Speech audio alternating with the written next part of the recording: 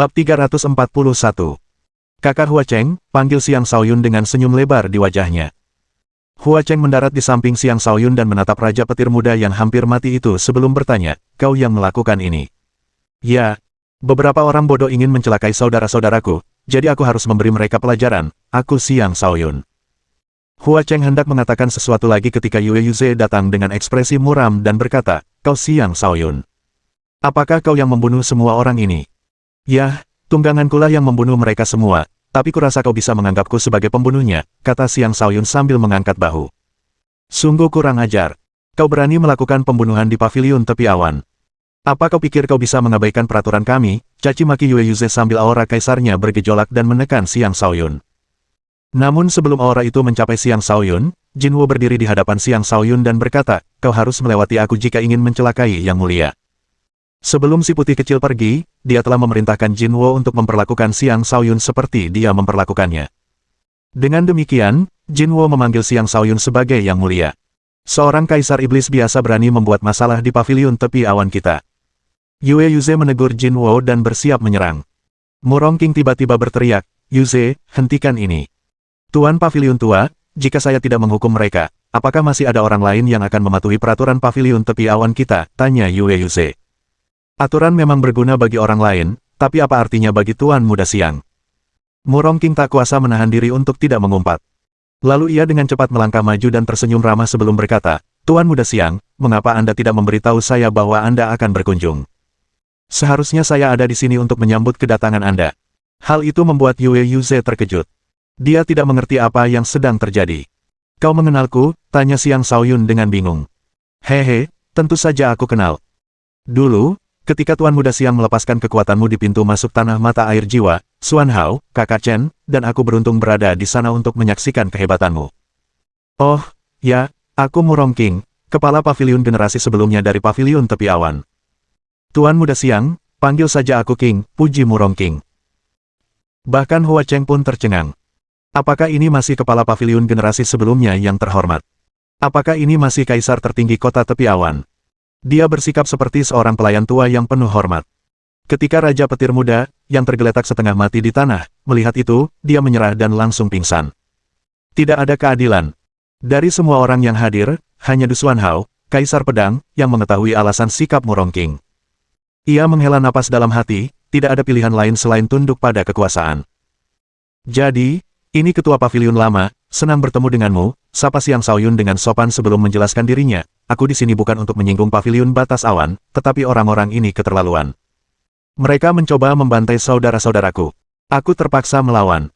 Itu bukan salahmu, Tuan Muda Xiang. Justru akulah yang salah karena gagal mendisiplinkan mereka. Mulai hari ini, mereka semua diusir dari paviliun." Murong King segera mengambil sikap. "Aku tidak terlalu peduli soal itu. Aku di sini hari ini karena aku butuh bantuanmu untuk sesuatu," kata Xiang Shaoyun, yang tidak ingin membuang waktu lebih banyak lagi. "Apa yang Anda butuhkan, Tuan Muda Xiang?" "Kami akan melakukan yang terbaik untuk membantu," seru Murong King sambil menepuk dadanya. "Aku membutuhkan ramuan obat raja, tanaman merambat bulan purnama," kata Xiang Shaoyun dengan serius. "Raja obat bulan purnama?" Murong King terkejut. Dia menjawab, "Aku tidak memilikinya, tetapi aku akan bertanya-tanya apakah ada orang di paviliun yang memilikinya." "Tidak perlu begitu, tanaman merambat bulan purnama ada bersamaku," kata Yue Yuze. Murong King sangat gembira dan berkata, "Bagus. Cepat keluarkan dan berikan kepada Tuan Muda Xiang. Tuan paviliun tua, tanaman merambat bulan purnama adalah obat raja tingkat atas. Saya telah mengerahkan upaya besar untuk mendapatkannya. Bagaimana kita bisa memberikannya begitu saja?" keluh Yue Yuze. "Berhenti bicara omong kosong. Lakukan saja apa yang kukatakan." "Apakah kau sudah kehilangan semua rasa hormat padaku?" tuntut Murong King dengan marah. "Tuan paviliun tua, mengapa Anda begitu baik padanya? Dialah penyebab keadaan paviliun tepi awan saat ini. Apakah Anda sudah lupa?" Yue Yuze membantah dengan marah. Saat itu, Xiang Shaoyun menyela, "Ya, itu kesalahan saya. Tapi semua itu sudah terjadi, dan saya tidak bisa mengubah masa lalu. Satu-satunya yang bisa saya lakukan adalah memberikan kompensasi yang cukup atas kesulitan Anda. Anggap saja itu cara saya untuk mengganti kerugian Anda. Adapun tanaman merambat bulan purnama, saya membutuhkannya. Sebutkan harganya." Yue Yuze hendak berbicara ketika wajah Murong King berubah muram dan berteriak, "Yuze, ikut aku." Lalu dia menyeret Yue Yuze pergi. Jauh dari yang lain, dia berbicara melalui transmisi suara. Apakah kalian ingin seluruh paviliun batas awan binasa bersama kalian? Tuan Paviliun Tua, mengapa Anda begitu takut padanya? Dialah penyebab kemunduran kita, tanya Yue Yuze. Apakah kau bodoh? Ya, orang-orang itu datang untuknya, dan itulah penyebab kemunduran kita baru-baru ini. Tapi pikirkanlah, siapa dia? Mengapa ada begitu banyak ahli di sini untuknya? Biar ku katakan sesuatu. Semua orang yang telah membuat masalah di sini telah dibunuh oleh bawahan Xiang Shaoyun. Apakah kau ingin seluruh paviliun batas awan juga hancur? Tegur Murongking dengan ekspresi kecewa di wajahnya. Yue Yuze memucat. Apakah kau mengatakan yang sebenarnya? Kenapa aku harus berbohong padamu? Kupikir dia akan pergi setelah memulihkan diri di klan Chen. Tapi karena dia membutuhkan sesuatu dari kita, kita harus setuju. Mungkin ini juga akan menjadi kesempatan bagi paviliun tepi awan kita. Murongking memberi nasihat dengan sungguh-sungguh. Kak, kenapa kau tidak memberitahuku lebih awal? Tanya Yue Yuze dengan muram. Bisakah hal seperti ini dibicarakan begitu saja? Baiklah, serahkan saja tanaman rambat bulan purnama milikmu, kata Murongking. Kali ini Yue Yuze tidak lagi berani menolak. Dia mengikuti Murongking kembali ke kelompok dan menyerahkan tanaman merambat bulan purnama. Tanaman merambat bulan purnama itu berbentuk seperti bulan sabit dan memiliki permukaan yang berkilauan dan tembus pandang. Tanaman itu mengeluarkan aroma obat yang kuat, dan begitu muncul, semua orang langsung ingin menelannya. Fungsi utama tanaman Clear Moon Fin adalah untuk membantu memulihkan meridian seseorang. Selain itu, tanaman ini juga bermanfaat untuk memperluas meridian. Ini adalah ramuan yang bagus untuk para pengolah tanaman. Xiang Shaoyun menerima tanaman rambat bulan purnama tanpa ragu-ragu sebelum berkata dengan sungguh-sungguh, sebagai ucapan terima kasihku, aku akan meninggalkan metode kultivasi tingkat 6 di sini. Tetapi sebelum kau menjadi cukup kuat, jangan biarkan orang luar tahu bahwa kau memiliki sesuatu seperti ini. Jika tidak, itu akan menjadi akhir dari paviliun tepi awan. Metode kultivasi tingkat 6 adalah metode kultivasi tingkat tinggi yang berguna bahkan bagi para penguasa. Metode ini sangat berharga, cukup untuk membuat banyak kaisar menjadi gila. Bab 342. Murongking, Yue Yuze, Hua Cheng, dan Du Xuanhao semuanya terkejut. Mereka tidak pernah menyangka Xiang Shaoyun akan begitu murah hati dengan kompensasinya. Mengambil metode kultivasi tingkat 6 begitu saja sungguh gila. Bagi orang-orang seperti mereka, metode kultivasi tingkat 6 adalah harta karun tingkat penguasa yang tak ternilai harganya. Apakah kau serius? Yue Yuze menelan ludah. Aku tidak pernah berbohong. Ambilkan aku pena dan kertas, dan aku akan segera menuliskannya. Atau aku bisa meneruskannya kepada salah satu dari kalian jika itu yang kalian inginkan, kata Xiang Shaoyun dengan serius.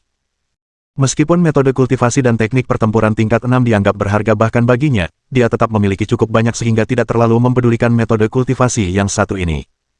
Baiklah, aku akan mengambilkanmu pena dan kertas sekarang, kata Yue Yuze. Dia mengeluarkan beberapa pena dan kertas dari cincin penyimpanannya dan menyerahkannya kepada Xiang Shaoyun dengan penuh harap. Xiang Shaoyun tidak menunggu, dan dia segera menuliskan metode kultivasi tingkat 6 untuk mereka.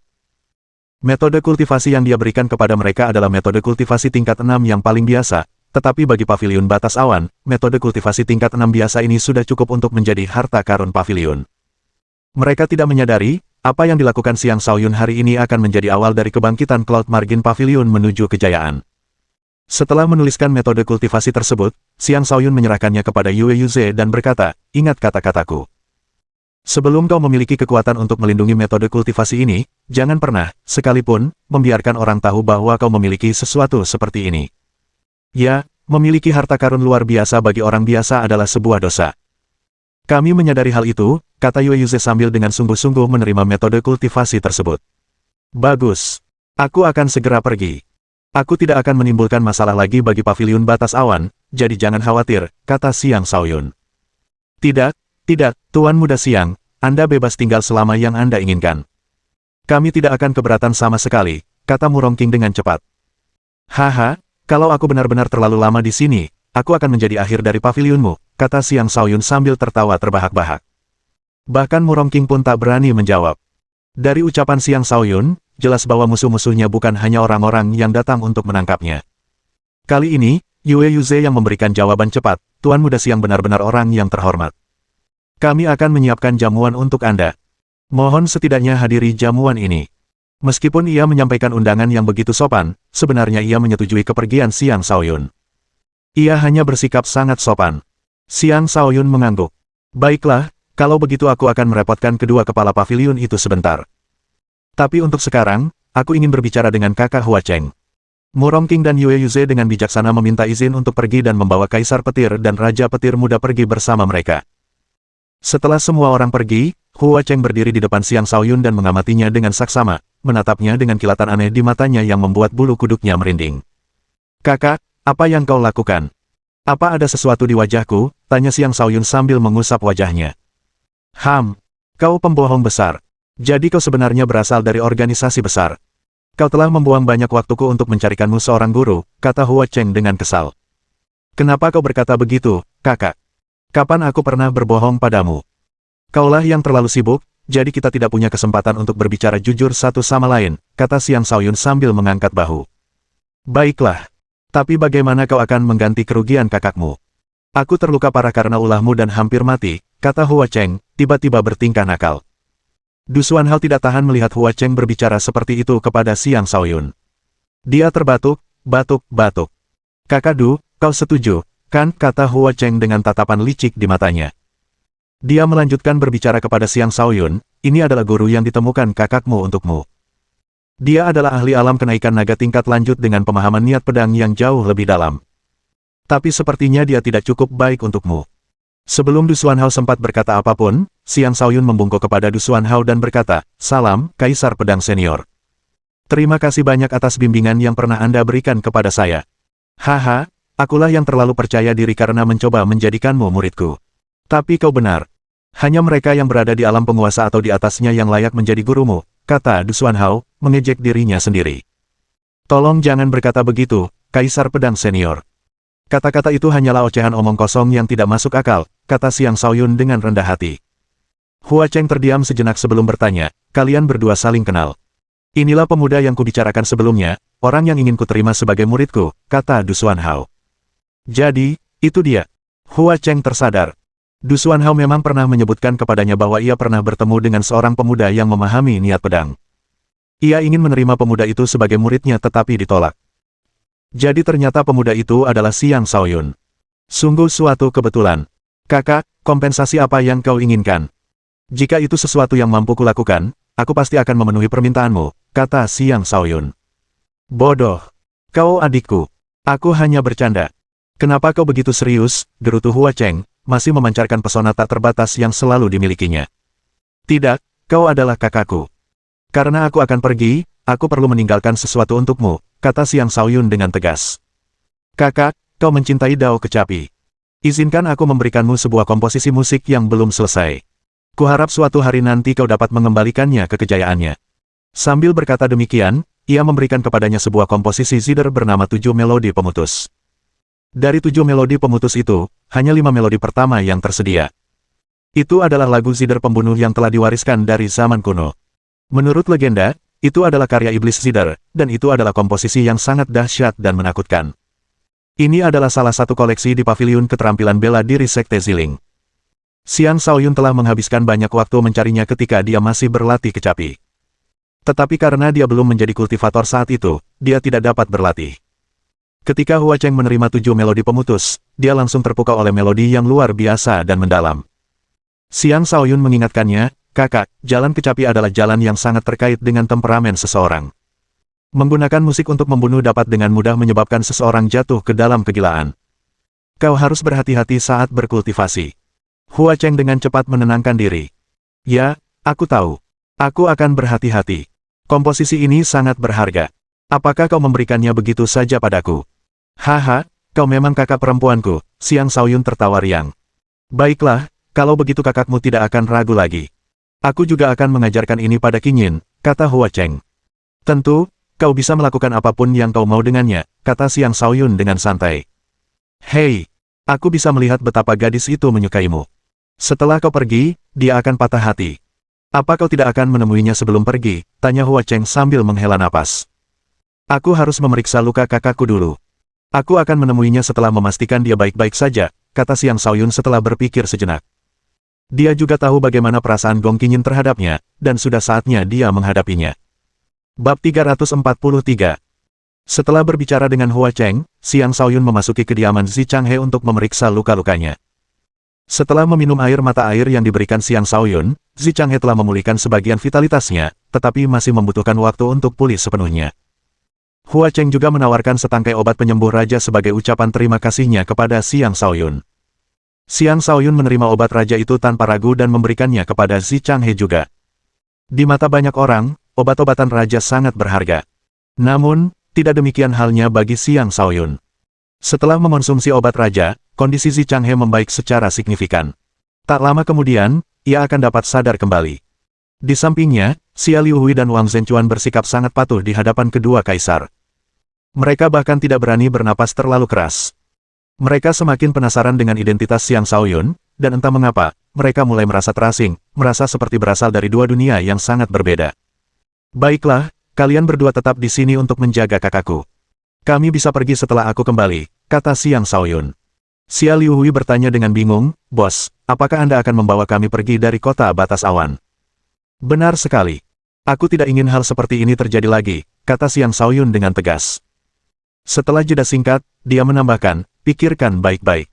Jika kalian tidak ingin pergi, aku juga tidak akan memaksa kalian. Aku akan meminta kakak perempuanku, Permaisuri Kecapi, untuk mengurus kalian berdua.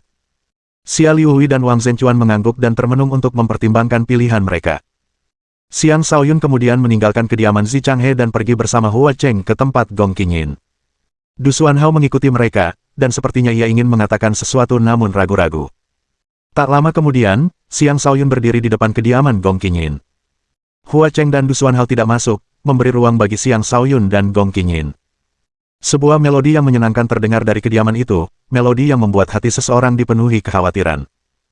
Ia juga dapat mendengar kerinduan dalam melodi tersebut yang melukiskan gambaran seorang wanita yang menunggu di luar rumahnya untuk seorang suami yang telah berkeliaran di luar. Kerinduan yang mendalam dalam melodi itu adalah sesuatu yang dapat menyentuh hati siapapun. Sensasi itu seolah mencekik hati Xiang Shaoyun, memberinya perasaan sesak napas. Setelah lagu berakhir, Xiang Shaoyun melangkah masuk ke halaman. Sesosok tubuh rapuh memasuki pandangannya. Konsentrasinya, sikapnya, dan kesedihan samar yang dipancarkannya membuat seseorang ingin melangkah maju, memeluknya, dan menghiburnya. Ketika Gong Qingyin melihat Xiang Shaoyun berdiri di pintu masuk, dia segera berdiri. Senyum cerah muncul di wajahnya saat dia berkata, Shaoyun, kau di sini. Suaranya semerdu kicauan burung, suara yang penuh keanggunan.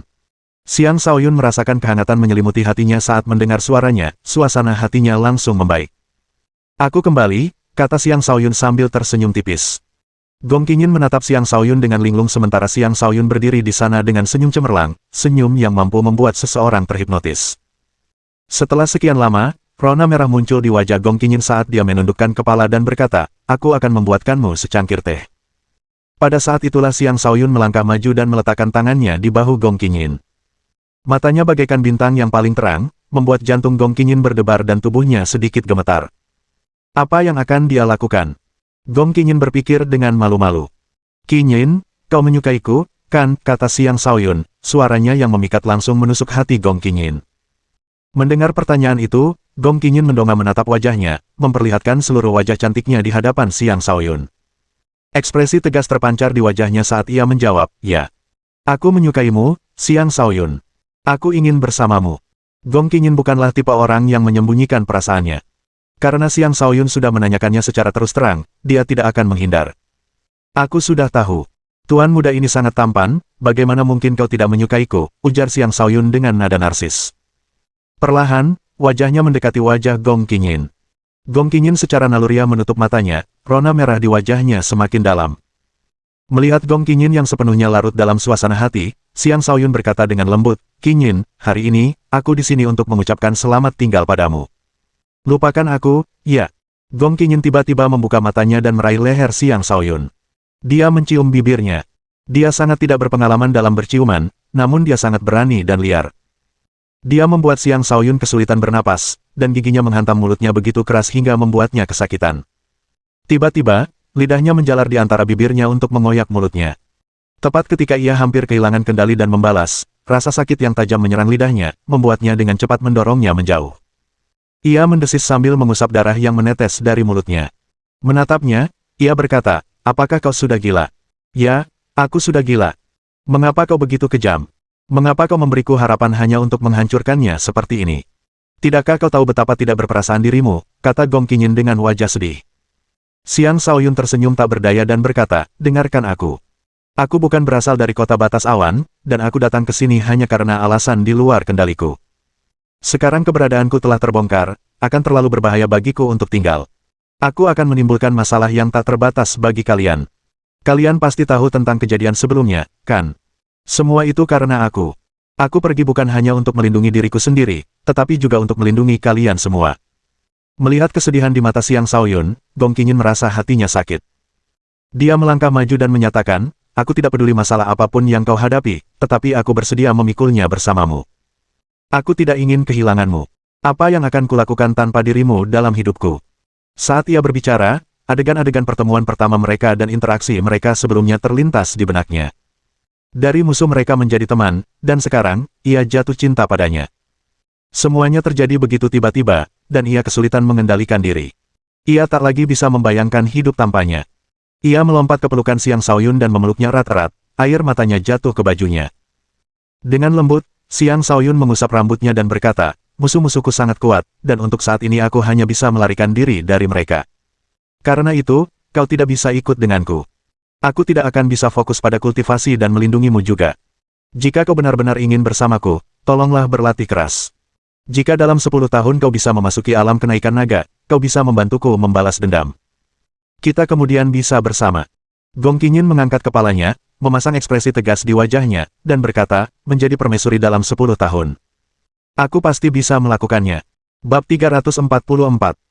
Di rumah Hua Cheng, ketika melihat Du Xuanhao tampak termenung, dia bertanya, Kakak Du, apa yang sedang kau pikirkan? Du Xuanhao menjawab dengan linglung, tidak ada apa-apa. Kau tidak bisa berbohong padaku. Pasti ada sesuatu yang kau pikirkan. Hua Cheng melangkah lebih dekat dan bertanya dengan lembut, bisakah kau ceritakan padaku? Du Xuanhao menghela napas panjang sebelum menjawab, aku butuh metode kultivasi yang lebih baik. Aku perlu memasuki alam fondasi jiwa dan menjadi seorang penguasa secepat mungkin. Saat mengucapkan kata-kata itu, matanya bersinar dengan pancaran setajam pedang terbaik dan membara dengan hasrat. Kau masih belum bisa melupakannya, Kakak Du, tanya Hua Cheng dengan nada kesal. Semua orang tahu Hua Cheng menyukai Du Xuanhao, dan keduanya memang sangat dekat. Tetapi tidak ada yang tahu bahwa mereka belum berpacaran karena ada seorang wanita yang tidak pernah bisa dilupakan Du Xuanhao. Sayangnya, wanita itu sudah lama meninggal. Bagaimana mungkin aku melupakannya sebelum membalaskan dendamnya? Dia meninggal karena aku, kata Du Xuanhao dengan kebencian yang mendalam dalam suaranya. Kakak Du, kau berharap mendapat bantuan Shaoyun, tanya Hua Cheng sambil menyadari sesuatu. Du Xuanhao mengangguk. Ya, karena dia bisa dengan mudah mengeluarkan metode kultivasi tingkat 6, itu hanya berarti dia setidaknya berasal dari jalur utama organisasi tingkat 6. Jika dia bisa membantuku dengan memberiku metode kultivasi tingkat 6, aku akan memiliki kesempatan untuk memasuki alam fondasi jiwa. Aku kemudian akan memiliki kesempatan untuk membalaskan dendamnya.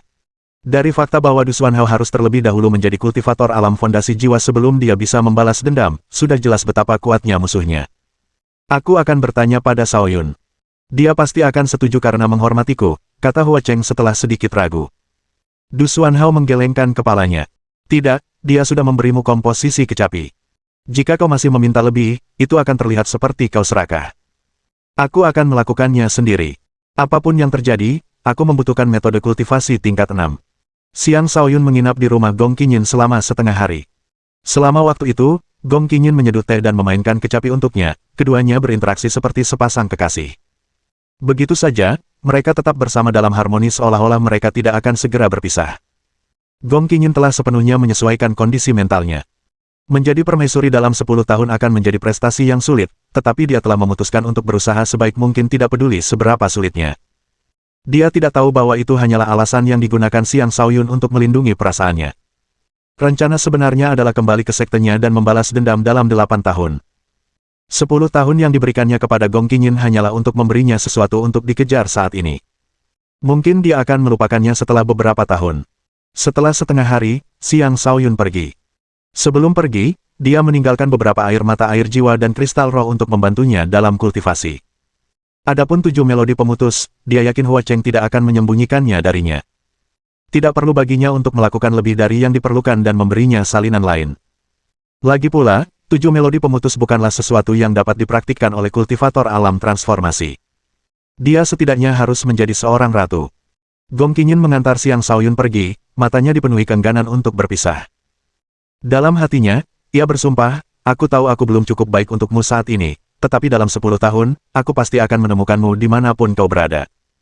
Aku tidak hanya akan menjadi kekasihmu, aku juga akan menjadi sekutumu yang kuat. Setelah meninggalkan tempat Gong Qingyin, Xiang Shaoyun pergi mencari Liang Zuangmin dan Hua Honglou. Selama perjalanannya ke negeri mata air jiwa, keduanya bersikeras untuk tetap berada di sisinya, sebuah sikap yang sangat menyentuh hatinya. Oleh karena itu, setidaknya ia harus berterima kasih kepada mereka dan mengucapkan selamat tinggal. Ia kembali ke kediamannya sebelumnya dan memanggil Long Hui. Long Hui adalah orang yang telah dikutuk jiwa naga neter oleh Xiang Shaoyun. Karena itu, kesetiaannya tak perlu diragukan. Ia menyuruhnya untuk memanggil Liang Zuangmin dan Hua Honglou, dan Long Hui melakukan seperti yang diperintahkan. Sayangnya, Xiang Shaoyun kecewa karena diberitahu bahwa keduanya tidak ada di pavilion. Mereka telah menghilang sejak perjalanan ke negeri mata air jiwa. Hal itu membuat Xiang Shaoyun cemas. Apakah sesuatu yang buruk telah terjadi pada mereka? Dia ingat bahwa ketika dia bertarung melawan kelompok Linggu Haonan, keduanya berhasil lolos. Mereka seharusnya aman. Oh, benar, negeri mata air jiwa sebenarnya cukup jauh dari pavilion. Tanpa tunggangan, mereka mungkin masih dalam perjalanan pulang, kata Xiang Shaoyun menyadari hal itu sambil menepuk dahinya. Bahkan dengan tunggangan terbang, perjalanan itu akan memakan waktu setengah bulan. Baru setengah bulan sejak insiden dengan Linggu Haonan. Wajar jika keduanya belum kembali. Lagi pula, mereka tidak memiliki Kaisar Iblis sebagai tunggangan seperti dirinya. Mereka tidak akan bisa kembali secepat dia. Dengan pemikiran itu, Xiang Shaoyun berhenti khawatir. Long Hui, setelah mereka kembali, kau akan bertanggung jawab atas keselamatan mereka. Jika aku mengetahui bahwa kau telah berkhianat, aku akan segera mengambil nyawamu, kata Xiang Shaoyun. Jangan khawatir, Tuan Muda. Long Hui akan melakukan yang terbaik untuk melindungi mereka, janji Long Hui. Xiang Shaoyun kemudian kembali ke tempat Zi Changhe. Setelah sekitar setengah hari beristirahat, Zi Changhe sadar kembali. Namun, ia masih tampak agak pucat. Kakak senior, kau akhirnya bangun, kata Xiang Shaoyun dengan gembira. Zi Changhe tersenyum getir. Ya, aku hampir saja pergi ke alam baka. Untung kau datang tepat waktu. Akulah yang telah mendatangkan masalah bagimu, kata Xiang Shaoyun dengan perasaan bersalah. Omong kosong apa yang kau bicarakan?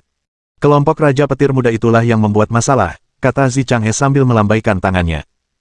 Dia berhenti sejenak sebelum bertanya, aku dengar dari Zhen Chuan dan Liu Hui bahwa kau akan pergi. Dia sudah lama tahu bahwa Xiang Shaoyun memiliki asal-usul yang luar biasa. Karena itu, dia tidak terlalu terkejut, tetapi dia merasa agak enggan untuk berpisah dengannya. Ya, keberadaanku telah terungkap, jadi aku tidak bisa tinggal di sini lagi. Ini hanya akan membawa lebih banyak masalah bagi orang-orang di sini, kata Xiang Shaoyun. Dengan nada muram, dia melanjutkan, aku khawatir istana balai bela diri akan hancur, dan itu semua karena aku. Apa? Zi Changhe, Wang Zhenchuan, dan Xia Liu Hui terkejut. Mereka semua berasal dari istana balai bela diri. Mendengar tentang kehancurannya membuat mereka sedih dan terkejut.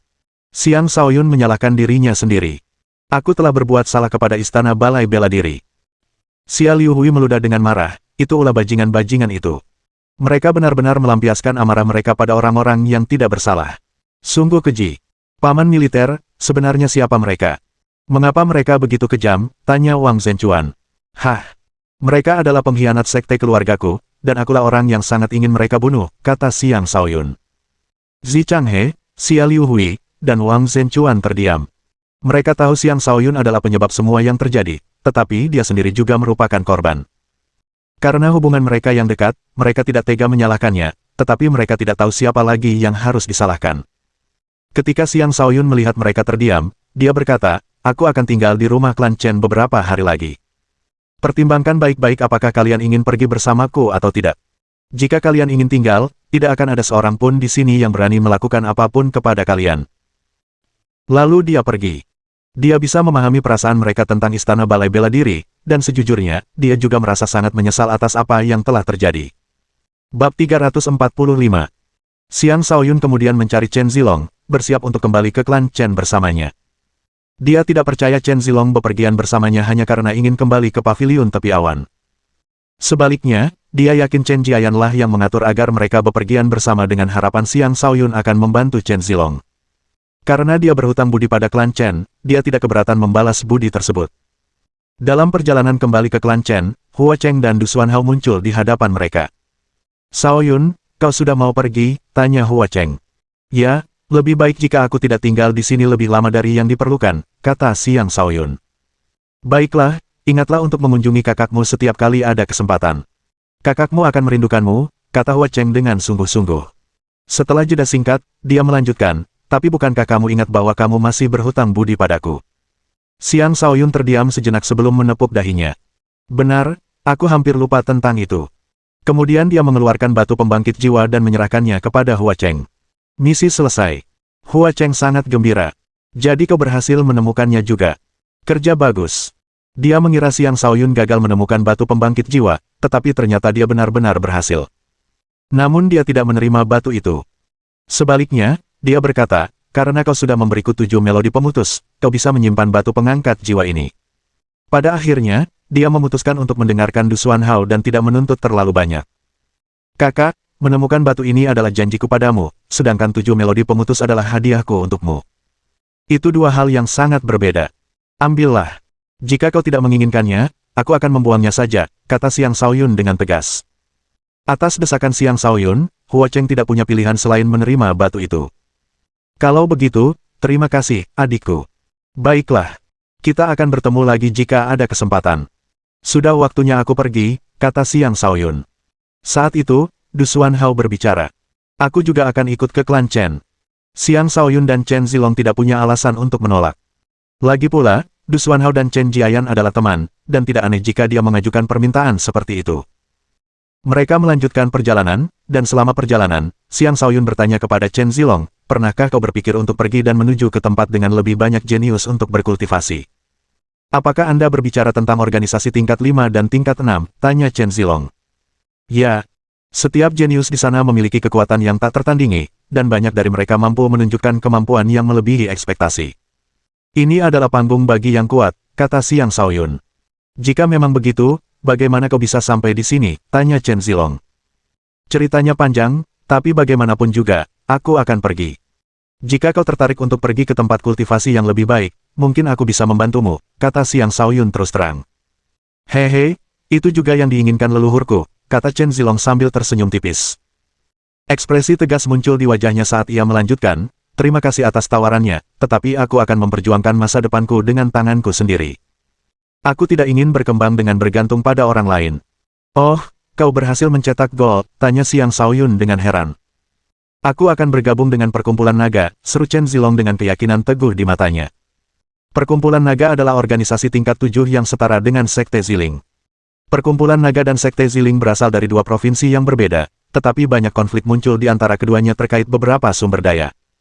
Karena itu, mereka memiliki hubungan yang tidak bersahabat. Karena itu, kelompok Linggu Haonan menjaga profil yang relatif rendah ketika mereka datang memburu Xiang Shaoyun, karena mereka takut masyarakat naga mengetahui keberadaan mereka. Chen Zilong memiliki keberanian yang tidak sedikit untuk mengincar masyarakat naga. Ketika Xiang Shaoyun mendengar tujuan baru ini, dia mengangkat ibu jarinya dan memuji, ambisi yang bagus. Saya mendukungnya. Meskipun Sekte Ziling dan Perkumpulan Naga saling bermusuhan, Xiang Shaoyun tidak khawatir bahwa dia dan Chen Zilong akan menjadi musuh di masa depan. Kita akan bertarung sepuas hati saat bertemu lagi di masa depan, seru Chen Zilong. Dengan tatapan serius, ia melanjutkan, aku menyukai adikmu. Suatu hari nanti aku akan mencarinya, dan saat itulah aku akhirnya pantas untuknya. Xiang Shaoyun terkejut karena ia tidak pernah menyangka bahwa Chen Zilong benar-benar mengambil keputusan ini karena adiknya. Tetapi ketika ia mengingat pesona Ye Chaomu yang tak terbatas, ia menjadi kurang terkejut. Dia adalah wanita yang tidak banyak pria bisa tolak. Haha, kalau begitu kau harus bekerja keras. Adikku adalah seorang jenius luar biasa dalam kultivasi. Di seluruh wilayah 9 dewa, sangat sedikit orang yang sebanding dengannya dalam hal bakat. Dia ditakdirkan untuk menjadi salah satu orang yang berada di puncak eksistensi di masa depan. Xiang Shaoyun menilai bakat Ye Chaomu secara terus terang. Dia mengatakan yang sebenarnya. Ye Chaomu sangat berbakat dalam kultivasi, dan bahkan dia, kakak laki-laki yang juga seorang kultivator yang sangat berbakat, merasa tertekan. Jangan khawatir.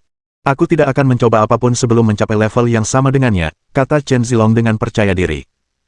Melihat Chen Zilong yang tampak serius, Xiang Shaoyun menghela napas dalam hati, ya, kalau begitu kau tidak akan punya kesempatan.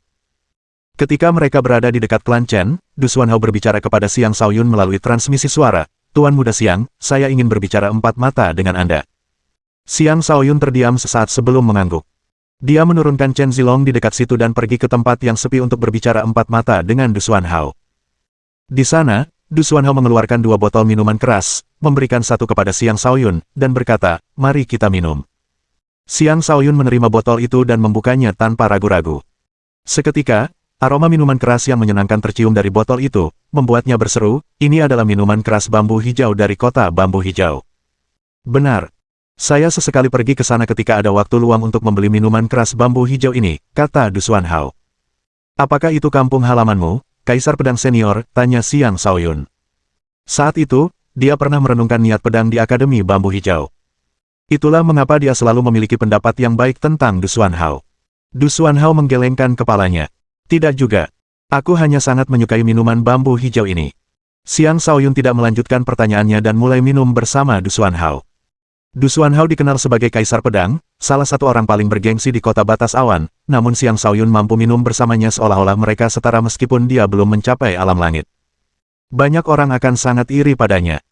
Tidak ada yang menyangka bahwa Kaisar Pedang yang tinggi dan perkasa ini sebenarnya membutuhkan sesuatu dari pemuda alam transformasi ini. "Tuan Muda Xiang, saya ingin metode kultivasi tingkat 6, kata Du Xuanhao setelah meneguk beberapa teguk minuman keras. Ada tatapan penuh kerinduan di matanya. Xiang Shaoyun tidak terlalu terkejut. Dia meneguk minuman keras sebelum berkata, "Kaisar Pedang Senior, Anda adalah seseorang yang pernah membantu saya sebelumnya. Tanpa niat pedang yang Anda tinggalkan di hutan bambu, saya tidak akan bisa memahami niat pedang. Tapi menurut saya, nilai dari itu sama sekali berbeda dengan nilai metode kultivasi tingkat 6. Bukankah begitu?" Bab 346. Meskipun Xiang Shaoyun memiliki pendapat yang baik tentang Du Xuanhao, bukan berarti dia akan memberikan bantuan besar tanpa imbalan. Lagi pula, Du Xuanhao bukanlah Hua Cheng.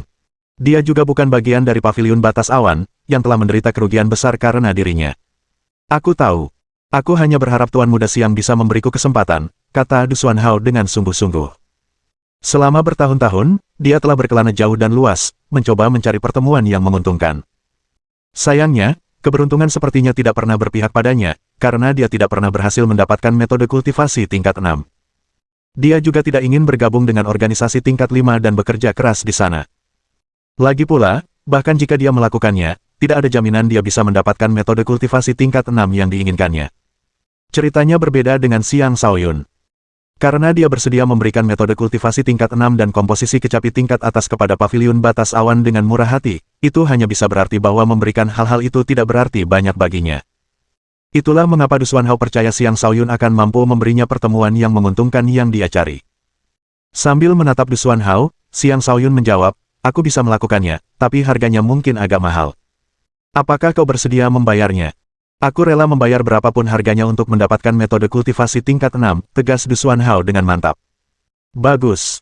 Aku ingin kau menjadi pendekar pedang yang akan membunuh untukku." "Bisakah kau melakukannya?" tanya Xiang Shaoyun dengan serius. "Jika itu yang kau inginkan, aku bisa menyetujuinya saat ini juga," kata Du Xuanhao, suaranya dalam dan lantang. "Baiklah. Hanya dengan janji ini, aku akan memberimu metode kultivasi tingkat 6. Bahkan, metode kultivasi tingkat 7 pun tidak akan menjadi masalah," kata Xiang Shaoyun. "Tapi sebelum itu, bisakah kau memberitahuku dulu alasanmu rela mengorbankan begitu banyak hanya demi sebuah metode kultivasi?" "Aku harus membalas dendam atas kematian istriku," jawab Du Xuanhao dengan kebencian yang meluap-luap dalam suaranya. Xiang Shaoyun mengangkat alisnya. Jelas, jawabannya adalah sesuatu yang tidak pernah dia duga. Rasa hormat mulai tumbuh di hatinya terhadap pria ini. Seorang pria yang rela berkorban seperti itu untuk istrinya adalah pria sejati dan setia. "Sepertinya musuhmu sangat kuat. Kalau tidak, kau tidak akan sampai melakukan ini," kata Xiang Shaoyun sambil mendesah pelan. "Kau mengolah kekuatan api. Aku akan memberimu metode kultivasi tingkat 7, Kitab Matahari Terik. Kuharap ini dapat membantumu mencapai alam fondasi jiwa secepat mungkin. Adapun apakah kau dapat naik lebih tinggi dari itu akan bergantung padamu sendiri." Metode kultivasi tingkat 7 sangat langka, dan bahkan organisasi seperti Sekte Ziling hanya memiliki beberapa di antaranya dalam koleksi mereka. Kitab Matahari Terik ini adalah metode kultivasi yang cocok untuk mereka yang mengolah kekuatan api. Jelas sekali betapa tingginya penghargaan Xiang Shaoyun terhadap Du Xuanhao hingga memberinya metode kultivasi yang sangat berharga ini. "Buku Panduan Matahari Terik tingkat 7, seru Du Xuanhao kaget. "Benar sekali. Metode kultivasi ini juga dipadukan dengan teknik pertempuran tingkat 7, 18 pedang matahari terik. Ini adalah kombinasi yang sempurna untukmu, kata Xiang Shaoyun dengan murah hati. Kau sangat mempercayaiku. Kombinasi metode kultivasi dan teknik bertarung ini cukup untuk membuat para penguasa pun menumpahkan darah mereka, kata Du Xuanhao dengan tak percaya. Tidak ada gunanya memanfaatkan seseorang jika aku tidak mempercayainya. Aku percaya pada karaktermu, Kaisar Pedang Senior, kata Xiang Shaoyun. Bagaimanapun, meskipun kau mungkin berpikir bahwa kedua hal ini sangat langka, sebenarnya itu bukan apa-apa bagiku. Jika kau benar-benar meninggalkanku setelah mencapai tujuanmu, itu tidak akan menjadi kerugian besar bagiku. Melihat sikap acuh tak acuh Xiang Shaoyun, Du Xuanhao menghela napas, Tuan Muda Xiang memang orang yang memiliki visi luar biasa. Tak heran Anda begitu acuh tak acuh ketika saya menawarkan diri untuk menjadikan Anda murid. Kau tidak perlu meremehkan dirimu sendiri. Niat pedangmu sungguh sangat kuat, dan aku hanya menolak tawaranmu karena aku pernah melihat makhluk yang jauh lebih kuat sebelumnya, kata Xiang Shaoyun dengan sungguh-sungguh. Benar. Paviliun Batas Awan hanyalah sebuah organisasi di kota kecil. Hanya mereka yang tidak mengenal dunia yang akan menganggap tinggi para ahli alam kenaikan naga. Sebenarnya, mereka hanyalah katak di dalam sumur. Wilayah 9 dewa sangat luas dengan ahli yang tak terhitung jumlahnya, dan ini adalah sesuatu yang bahkan tidak akan bisa mereka bayangkan, keluh Du Xuanhao. Ya, pandangan seseorang akan berubah tergantung pada kedudukannya dalam kehidupan, kata Xiang Shaoyun. Mari kita pergi ke klan Chen terlebih dahulu. Aku akan memberikanmu metode kultivasi dan teknik pertempuran di sana. Aku juga bisa memperkenalkanmu kepada seorang ahli alam fondasi jiwa. Dia dapat berbagi beberapa pengalamannya dalam mencapai terobosan, yang akan membantumu mencapai alam fondasi jiwa secepat mungkin. Kita akan memprioritaskan balas dendammu. Terima kasih, Tuan Muda Xiang, kata Du Xuanhao dengan hikmat sambil membungkuk. Dia tidak pernah menyangka Xiang Shaoyun akan begitu ramah. Kemurahan hati yang ditunjukkan sangat meningkatkan kesetiaannya kepada Xiang Shaoyun, dan dia menyatakan, setelah aku membalas dendam, aku akan memberikan seluruh kemampuanku untuk membantumu, Tuan Muda Xiang. Saat keduanya kembali ke klan Chen, Chen Jiayan telah menyiapkan pesta untuk mereka. Xiang Shaoyun tidak menolak dan menghadiri pesta tersebut bersama Duo Ji dan hantu pemakan, yang merupakan caranya menunjukkan rasa hormatnya kepada Chen Jiayan. Xiang Shaoyun tidak repot-repot mengundang 13 elang. Tugas mereka hanyalah menjaga Ye Chaomu setiap saat. Chen Jiayan merasa sangat terhormat karena Xiang Shaoyun bersedia menghadiri pestanya. Suasana selama pesta cukup baik, tetapi sebagian besar orang berpusat di sekitar Xiang Shaoyun dan agak mengabaikan Chen Jiayan, sang tuan rumah. Namun Chen Jiayan sama sekali tidak keberatan, dan dia juga termasuk orang yang terus-menerus bersulang untuk Xiang Shaoyun. Xiang Shaoyun minum setiap kali menerima ucapan selamat, dan setelah putaran pertama, ia sudah merasa mabuk. Kemampuannya menenggak minuman keras memang tidak bisa dibandingkan dengan para kaisar ini. Setelah pesta berakhir, Xiang Shaoyun yang mabuk kembali ke kamarnya dan disambut oleh sosok yang anggun. Aroma harum orang itu tercium di hidungnya, membuat jantungnya berdebar. Kakak, kenapa kau minum begitu banyak? Bau alkoholmu menyengat, kata Ye Chaomu, dengan cepat melangkah maju untuk membantu Xiang Shaoyun berdiri tegak.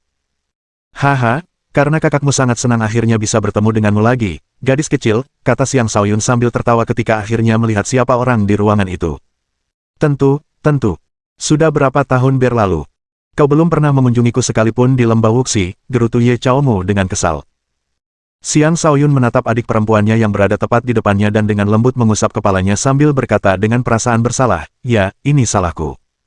Di masa depan. Sebelum dia selesai bicara, Ye Chaomu menutup mulutnya dengan tangannya. Aku tidak mau mendengar janji-janjimu. Aku hanya ingin kau selamat dan sehat. Telapak tangan Ye Chaomu yang dingin menyentuh wajah Xiang Shaoyun, menyebabkan napasnya menjadi cepat. Melihat wajah cantik tanpa celah di hadapannya dan mencium aroma harum yang berasal darinya, ia merasa ingin memeluknya. Suara mendesing. Ye Chaomu lah yang menerjang ke pelukannya. Ia mendesah pelan, pipinya memerah.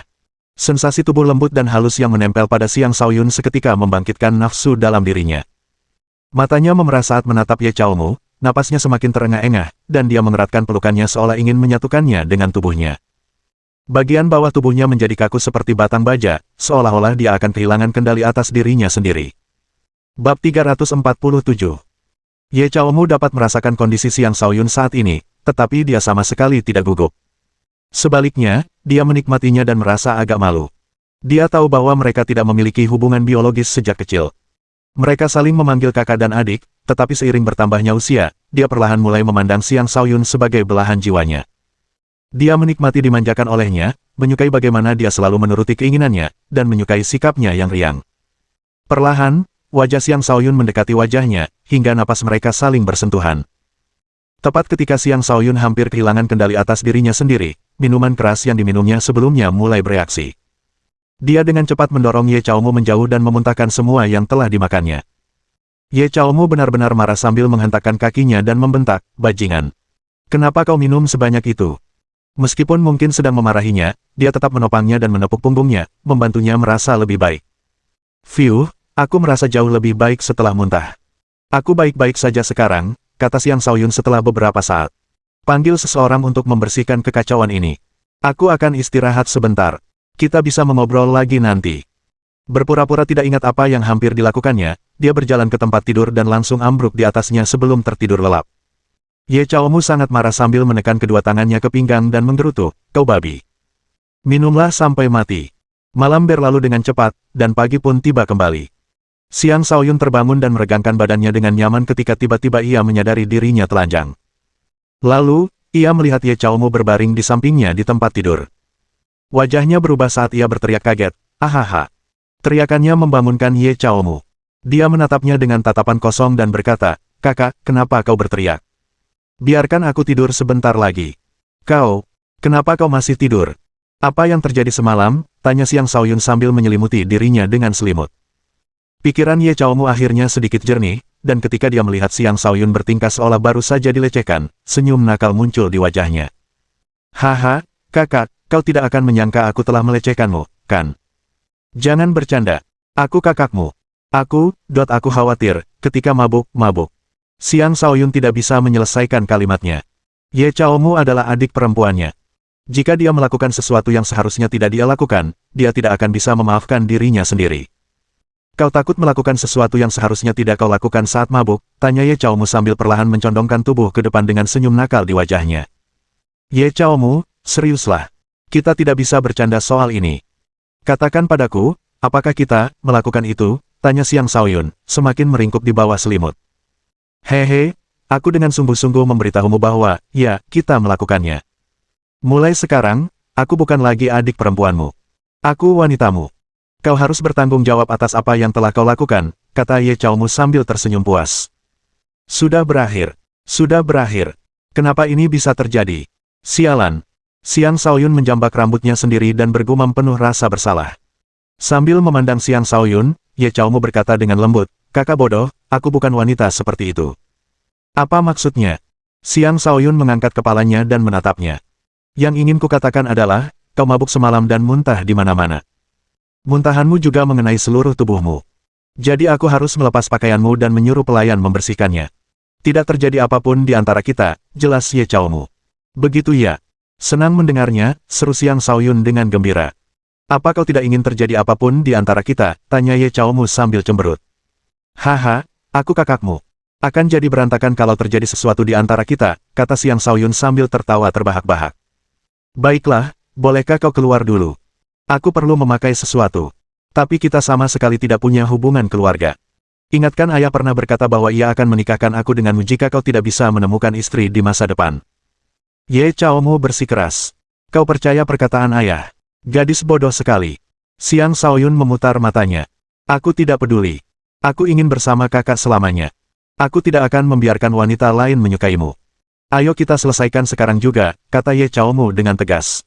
Lalu, dia menyingkirkan selimut Xiang Shaoyun, memperlihatkan dada Xiang yang kekar dan berotot.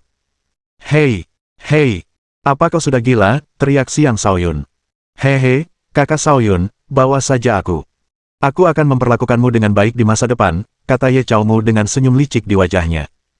"Ye Chaomu, kau boleh mendapatkan tubuhku, tapi kau tak akan bisa mendapatkan hatiku," teriak Xiang Shaoyun dengan nada tegas. Retakan. Setelah sekian lama, Ye Chaomu akhirnya meninggalkan ruangan dengan ekspresi puas di wajahnya. Dengan senyum lebar yang terpampang, jelas terlihat bahwa dia sedang dalam suasana hati yang sangat baik. Di belakangnya ada Xiang Shaoyun yang memasang ekspresi muram. "Ye Chaomu, kau anjing atau manusia? Kenapa kau menggigitku sekeras itu?" Kalau aku tidak menggigit dengan keras, kau tidak akan mendapat pelajaran," kata Ye Chaomu dengan angkuh. "Kau memang iblis kecil," seru Xiang Shaoyun. "Ya, aku memang iblis kecil. Kau tidak akan pernah bisa lolos dariku," kata Ye Chaomu sambil mengacungkan tinjunya ke arah Xiang Shaoyun. Xiang Shaoyun tak sanggup lagi berdebat dengannya, lalu menuju kamar tetua Zhenpeng. Tetua Zhenpeng sudah bangun.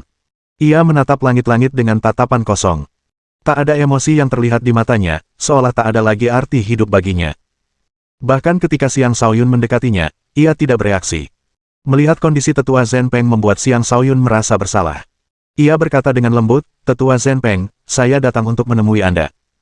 Akhirnya, ada sedikit gerakan di mata Tetua Zhenpeng. Kesedihan memenuhi matanya saat dia berkata dengan suara serak, "Istana Balai Bela Diri sudah tidak ada lagi." Xiang Shaoyun menggenggam tangannya dan berkata, "Maafkan saya, Tetua Zhenpeng. Ini kesalahan saya. Tanpa saya, malapetaka ini tidak akan terjadi pada Istana Balai Bela Diri, dan Anda pun tidak akan menderita sebanyak ini." Hah, Tetua Zhenpeng menghela napas panjang sebelum menutup matanya lagi, seolah tak punya kata-kata lagi untuk diucapkan. "Tetua Zhenpeng, ini adalah tanaman merambat bulan purnama. Tanaman ini akan membantu memulihkan meridian Anda. Ini, makanlah. Saya akan membantu Anda berdiri," kata Xiang Shaoyun sambil mengeluarkan tanaman merambat bulan purnama itu.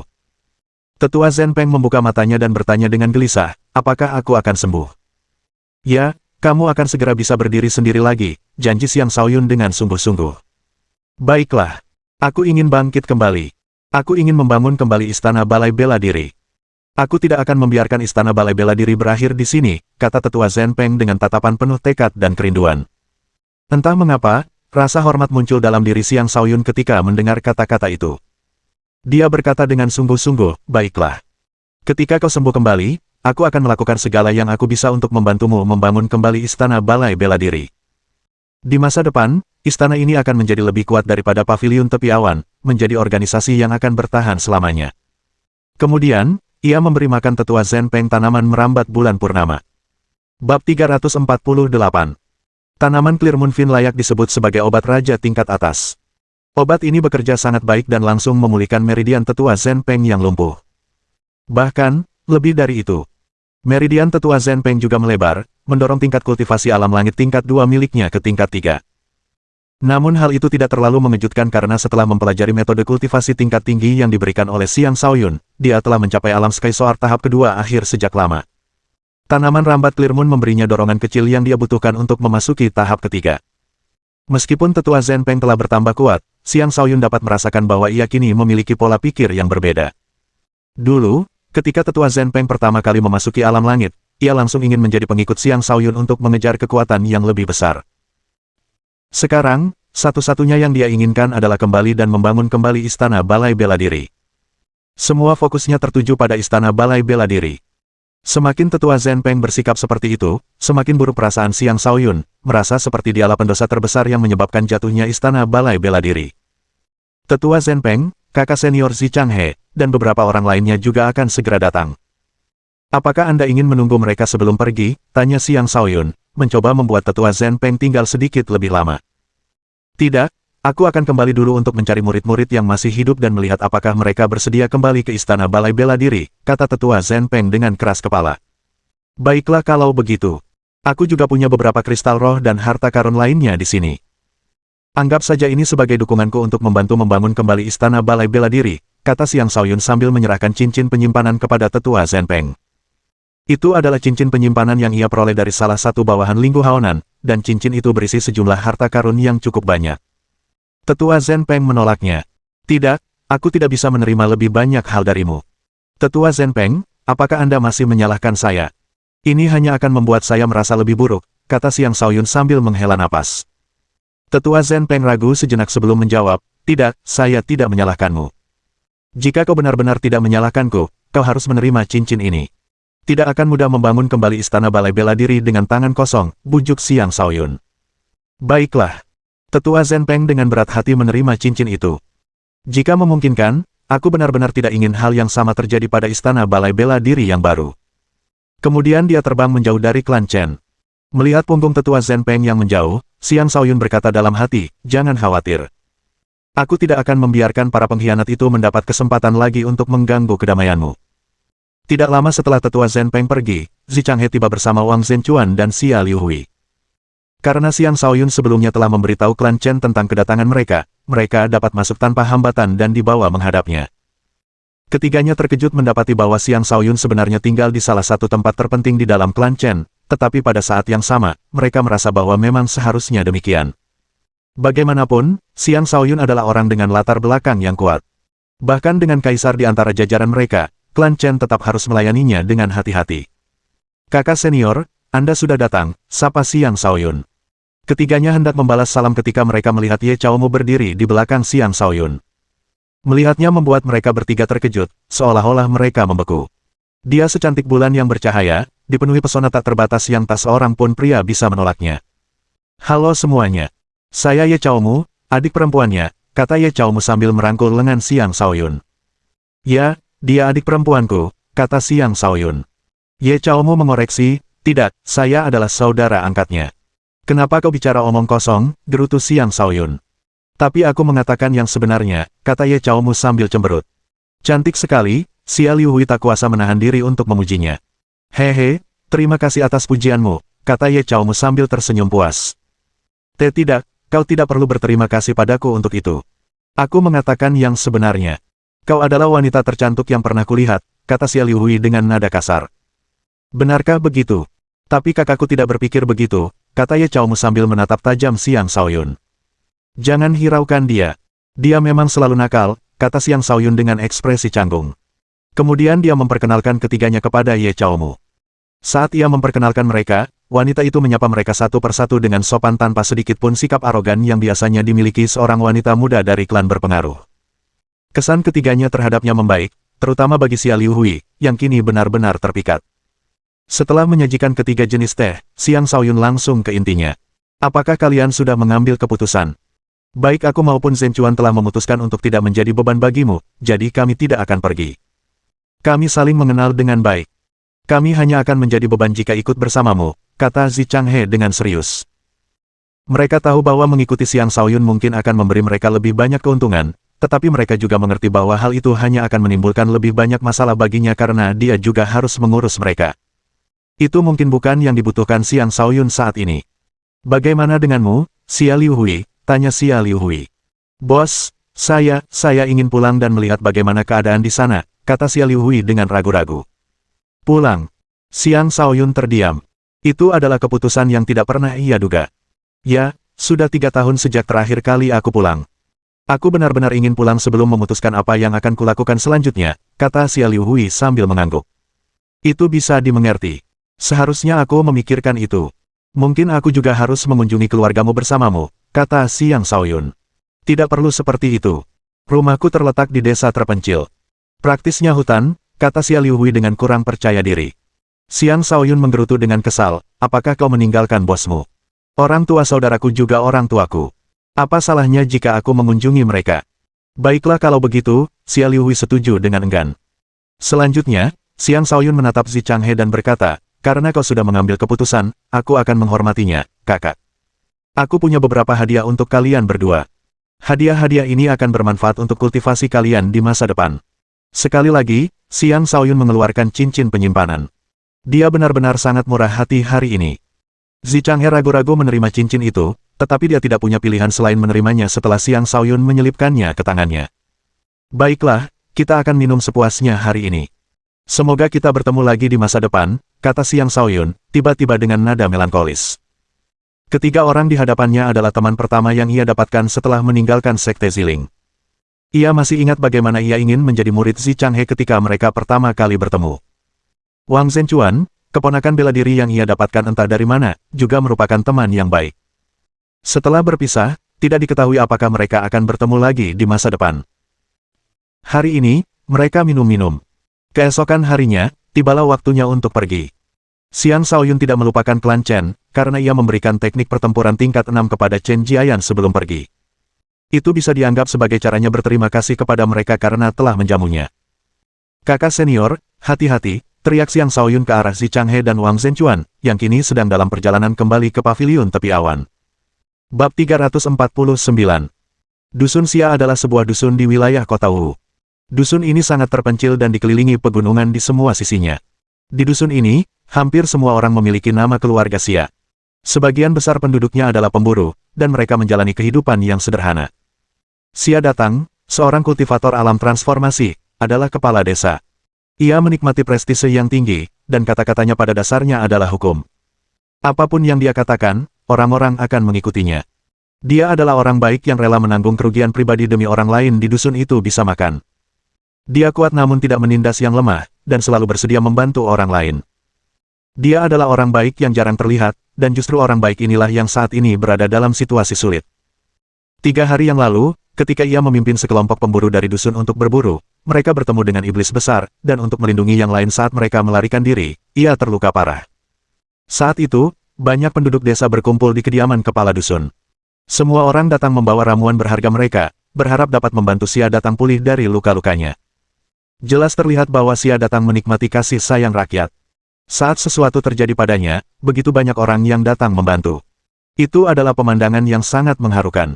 Di dalam rumah, seorang wanita muda bertubuh langsing terisak-isak di samping seorang pria parubaya.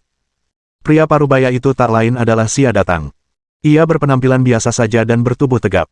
Perutnya saat ini dibalut perban, dan terdapat banyak bercak darah di atasnya. Jelas sekali bahwa lukanya tidak ringan. Gadis muda di sampingnya berusia sekitar 15 hingga 16 tahun. Ia memiliki wajah oval yang ceria. Pakaiannya yang sederhana memperlihatkan sosoknya yang ramping dan membuatnya tampak seolah-olah pinggangnya yang langsing mudah dipatahkan. Dia adalah Xia Yingying, putri Sia Datang. Saat ini ia menangis tanpa daya, tampak sangat menyedihkan. Sia Datang, berbaring di atas ranjang yang terbuat dari kulit binatang, membuka matanya dan berkata dengan lemah, "Yingying, mengapa kau menangis? Ayahmu tidak selemah yang kau kira. Aku akan segera sembuh. Ayah harus segera sembuh. Aku sangat takut," isak Xia Yingying sambil menggenggam tangan Sia Datang. "Apa yang kau takutkan? Aku sudah bangun. Semuanya akan baik-baik saja," kata Sia Datang. Kemudian dia menatap seorang lelaki tua di sampingnya. "Ayah, suruh penduduk desa pergi. Aku tidak akan mati semudah itu. Katakan pada mereka untuk tidak mengkhawatirkanku." Pria tua ini bukanlah ayah kandung Sia Datang, tetapi dia adalah penduduk tertua di dusun Sia, dan semua orang memanggilnya kakek sebagai tanda hormat. Kakek berusia sekitar 80 tahun. Dia bungkuk dan bertubuh lemah serta tampak sangat lesu. Sepasang matanya yang keruh menatap lurus ke arah Sia Datang sambil menjawab, "Baiklah. Karena kamu merasa baik-baik saja, aku akan menyuruh mereka pergi. Semua orang mengkhawatirkanmu. Kamu sangat penting bagi semua orang di sini." Ayah tua berjalan perlahan dan keluar dari ruangan. Di luar, dia berkata kepada penduduk desa, "Kembali semuanya. Kepala desa sudah bangun. Dia bilang dia tidak akan mati semudah itu. Jangan khawatir semuanya. Itu kabar bagus. Aku tahu kepalanya akan baik-baik saja. Dia sangat kuat, tidak akan terjadi apa-apa padanya." Benar sekali. Kepala suku adalah orang yang baik. Orang baik biasanya memiliki umur panjang. Bahkan binatang buas iblis pun tidak mungkin mengakhiri hidupnya sebelum waktunya.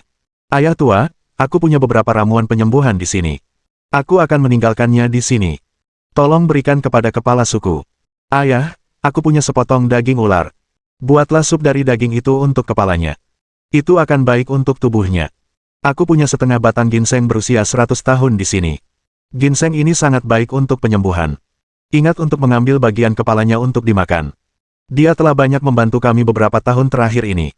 Kita tidak bisa membiarkannya menderita sendirian tanpa membantunya. Bisa dikatakan bahwa bantuan datang dari segala arah." Dusun Sia menunjukkan sikap tanpa pamrih yang luar biasa. Penduduk desa meninggalkan harta benda berharga mereka satu demi satu, membuat kakek tua menangis. "Sia Datang adalah contoh sempurna bagaimana seharusnya seorang kepala negara," keluhnya. Tepat ketika penduduk desa hendak pergi, tiba-tiba terdengar suara dari luar rumah. "Peringatan! Peringatan! Para bandit menyerang! Semuanya, bunuh musuh-musuh itu!" teriak seorang penduduk desa. Seluruh penduduk desa panik dan bergegas keluar, masing-masing membawa senjata. Tak lama kemudian, ratapan memilukan terdengar dari tak jauh. Sekelompok orang yang tampak perkasa terlihat membantai penduduk desa tanpa ampun. Bahkan orang tua, orang lemah, wanita, dan anak-anak pun tak luput. Setiap wanita yang tampak sedikit menarik diperkosa.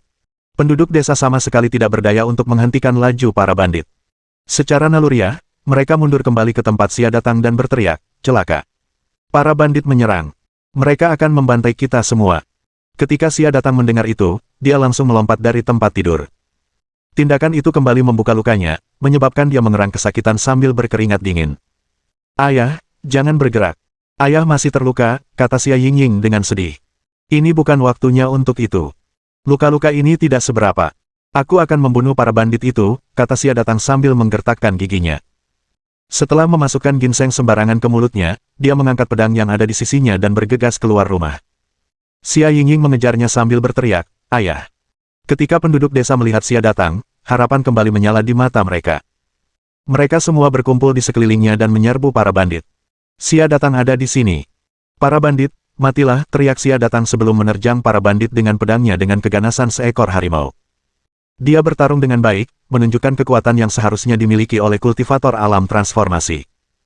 Bahkan dengan luka-lukanya, dia masih seorang petarung yang cakap karena mampu membunuh dua bandit alam astral hanya dengan beberapa tebasan.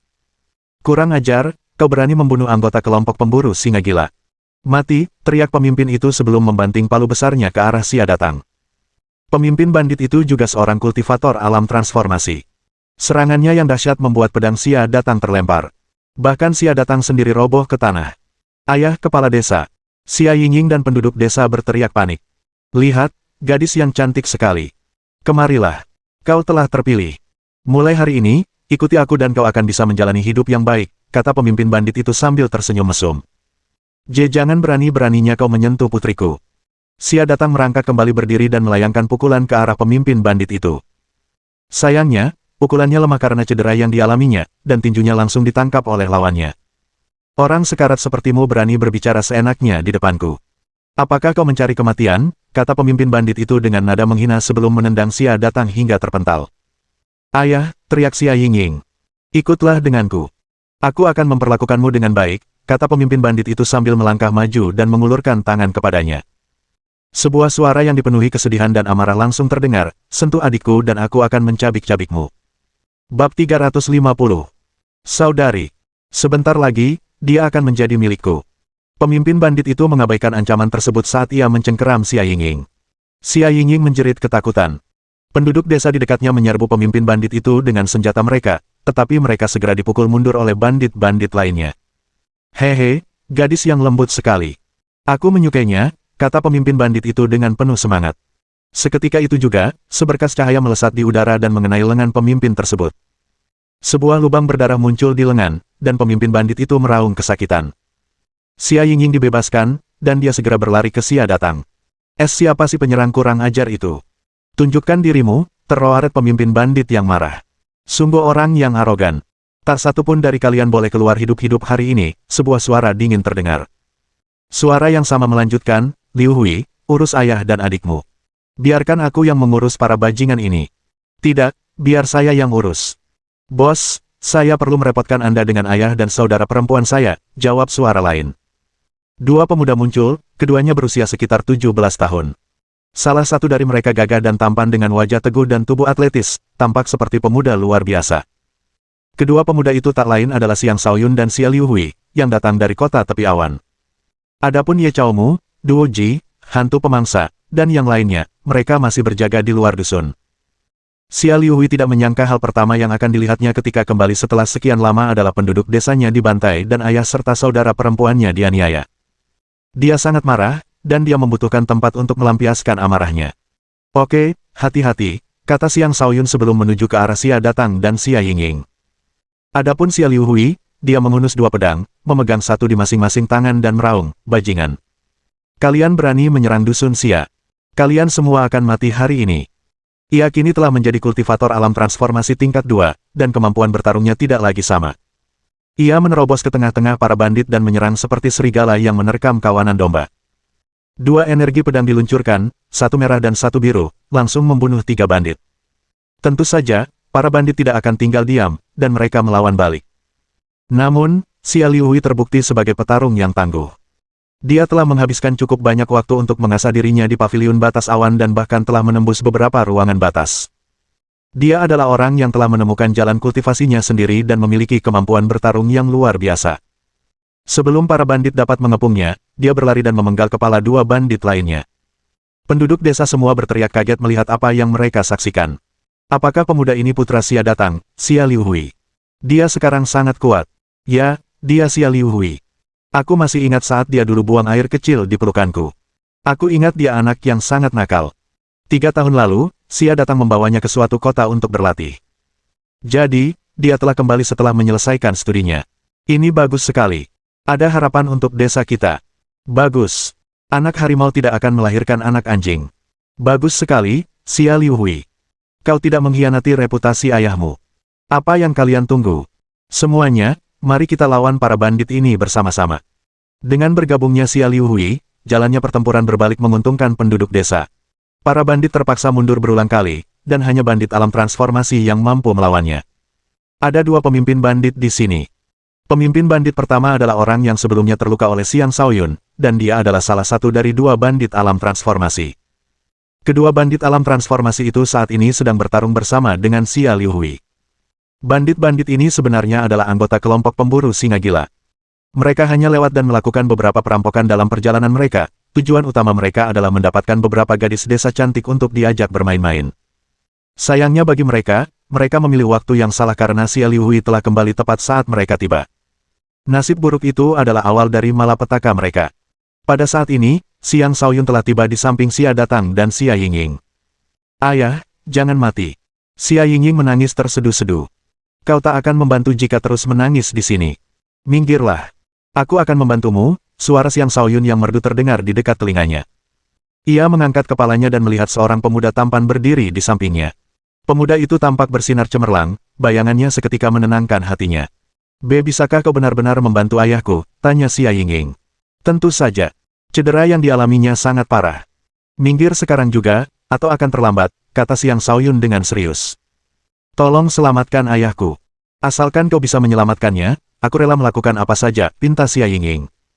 Xiang Shaoyun tersenyum. Haha, kamu adik perempuan kakakku, jadi kamu juga adik perempuanku. Aku tidak butuh kamu melakukan apapun.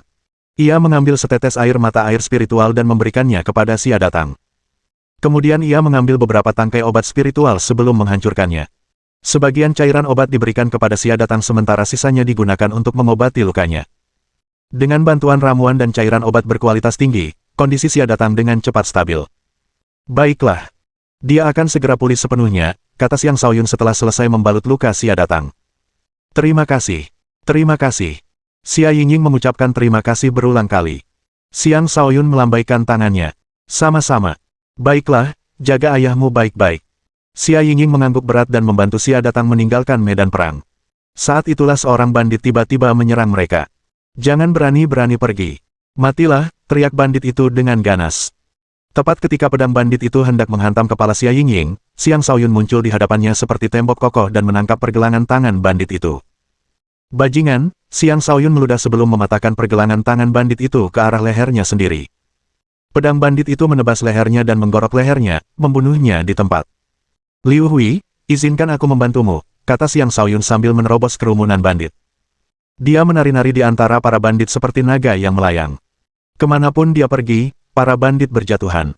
Tak satu pun dari mereka yang bisa selamat dari serangannya. Penampilan Xiang Shaoyun yang luar biasa dan gagah berani membuat jantung Xia Yingying berdebar kencang. Sesuatu seolah mekar di hatinya. Dia tampan sekali, pikirnya dalam hati. Jika Xia Liuhui mendengar itu, dia mungkin akan meraung sedih, menanyakan apakah dia masih mengingatnya, kakak laki-lakinya yang gagah berani dan perkasa yang juga memerangi para bandit. Mohon dukungan dari omom ante-ante sekalian, buat subscribe atau sharekan novel Mimin ke Facebook kalian, agar channel Mimin bisa terus berkembang. Dengan begitu, Mimin bisa lebih semangat untuk up novel seru lain ke depannya. Buat teman-teman yang sudah subscribe dan sharekan novel Mimin, Mimin ucapkan terima kasih sebanyak-banyaknya.